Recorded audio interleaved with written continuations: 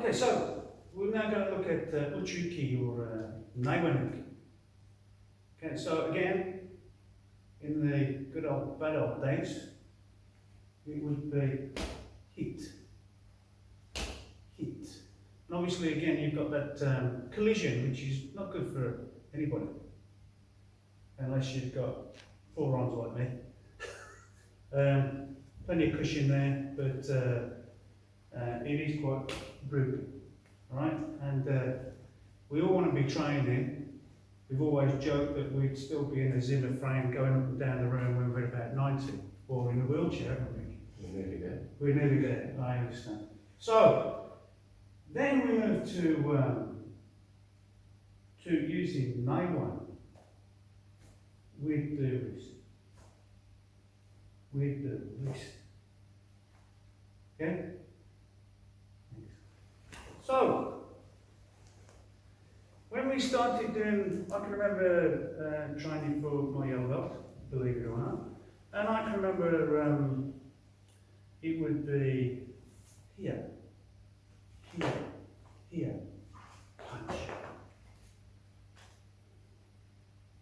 Always wondered why this wrist was bent.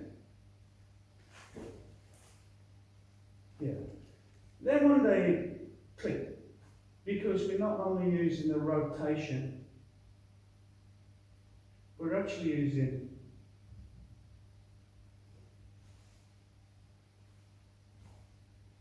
and the rotation. So this you put them together, plus your elbow, similar to Gaiwanuki.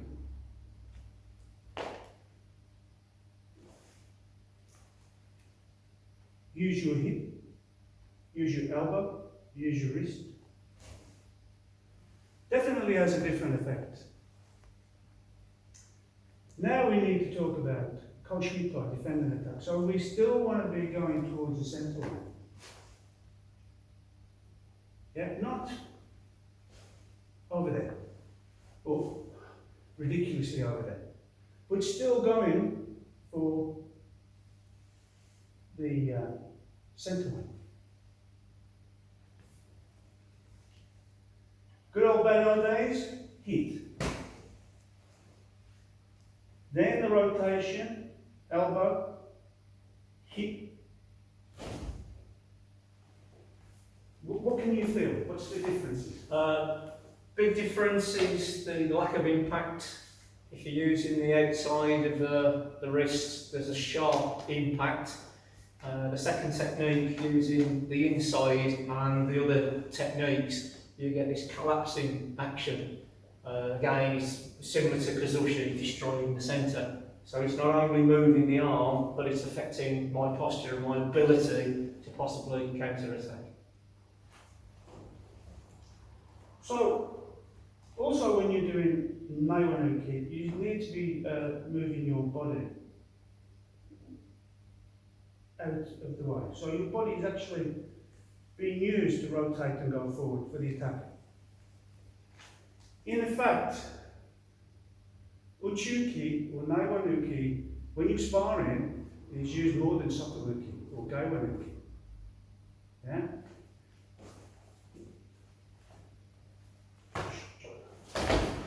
Okay, a lot of the time you are using Naiwanuki. A lot of the time. Is that promising? Yeah, so this movement. When you're practicing ukis, whether they be very basic ones or advanced, you need to understand the position of your body, where you're actually punching, attacking or defending. So, body-wise, you have the centre line, all the way through. But with the body as well, you can split the body up into four. And if you look at the other centre line, which is going through more or less like the nipple area on both sides. So now you have 1, 2, 3, 4. So when you're actually take fighters, please. Okay? So when you're actually facing somebody, they're not square on. Well, they shouldn't be, because it's a broader area. What you do is you want to reduce to a narrower section. And what you've done now is narrow those 4 areas. But you're still trying to hit the centre. That's the attack. When you're actually trying to do your uke, you're not getting hit. You need to understand these 3, 4 positions. Thank you. Okay. So, when you are actually doing an uke, you need to move off the centre line. So now this other centre line is coming through your nipple area. Then the rest of the uke is either you turning or you doing your uke. So you come in off centre onto the other one. Then the minimal amount of movement, whether it's turning or moving or attacking. But you need to understand the difference between moving from the centre over, centre, new centre, then whatever action you prefer to do or needs. So we've dealt with the body. So we have 1, 2, 3, 4 positions. When you are attacking Joda, the head, then a similar sort of thing. The centre line stays the same, all constantly, all the way through. But then if you have another 2 going through the eye sockets, so when you actually come to do your uke, when you move the body, you will actually be moving the head. They come as one unit. But then you will be turning your head, whether it be with the uke, whether it's to avoid, whether it's to attack. You need to understand those 1, 2, 3, 4 sections. I'm going to look at Gaiwan uke again. So this elbow position,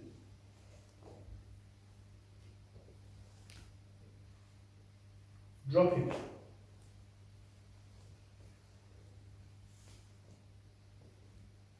Where have you seen this before?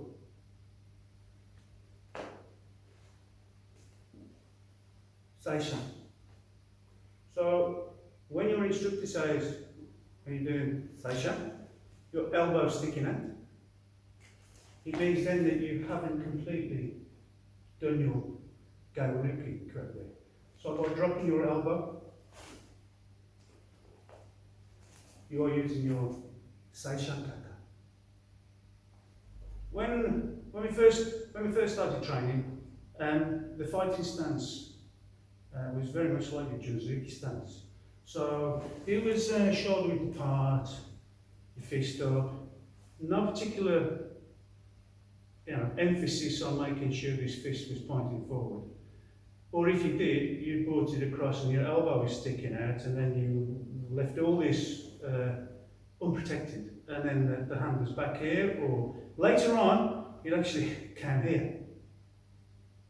Then later on, when we had Otsuka Sensei visitors and educators, we then went to more of a, do you want to try and take your Taisei-shan stance? Made sense because you were covering your groin. It was easier to move forward and back. And then also, as I said before, your elbows were in and your wrists were allowed to be bent and clenched. So all the time your fists are pointing towards the target, along with the centre line. Okay, when you're doing ukis, Naiwan and Gaiwan, we'll talk about Gaiwan, you have to think of your mai, your distance, not just for our mai when we're attacking each other, but your distance with your arm in relationship to your body. So doing your soto uki like this, Not really good. One, it's too late, the guy's already hit you. So space or distance is time. So the further you've got your arm out, the better. Too far, and it's like this. Too close, and somebody's already hit you. So, there's a couple of things that happens. If you don't move your fist forward and give yourself space, then you end up getting trapped, fist trapped. So, letting your arm go forward, almost like 45 degrees. When you drop and rotate, you will not get the fist to be locked into your bicep. Plus the fact that you are much, much closer to attacking. So you're not only thinking about your defence, but you're already there for your attack.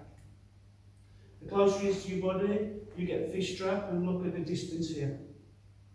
I can't use this close shooter. I can use this one again. So, mate, not too much.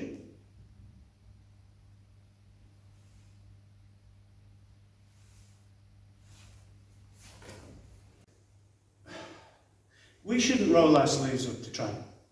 I've always got into a bad habit. This is one of my bad habits. The amount of times I've been told off by certain instructors, but the reason why I did this was because people can't grab it, makes it awkward for them.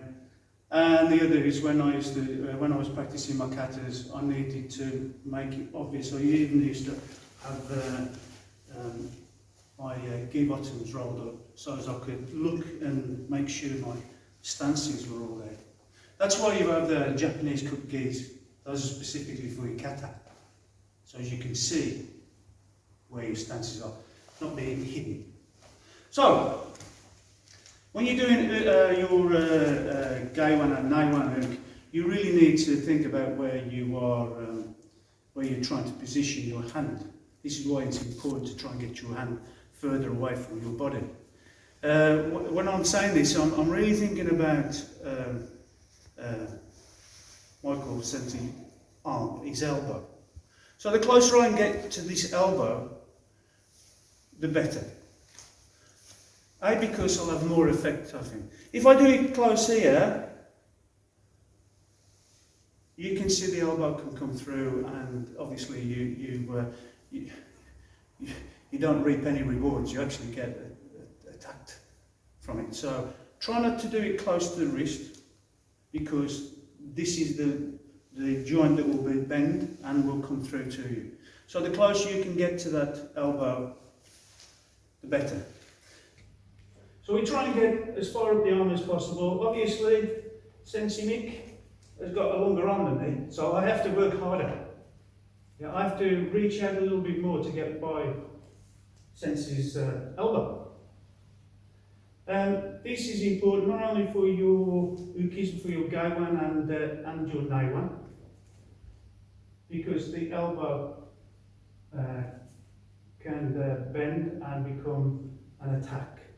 So the closer we can get to this elbow, the better. Especially when we're looking at Inasu.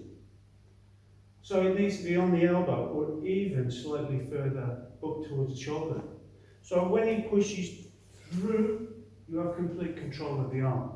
And because it's a short distance to the shoulder, it's not far from the body. That's why you have a good effect on Inasu, on the body, the redirecting of the technique, and more importantly, his body. So when the attack comes, if I can get my hand on his elbow or even further up, yeah, then I can have a bigger dramatic effect on the technique and Sensei's body.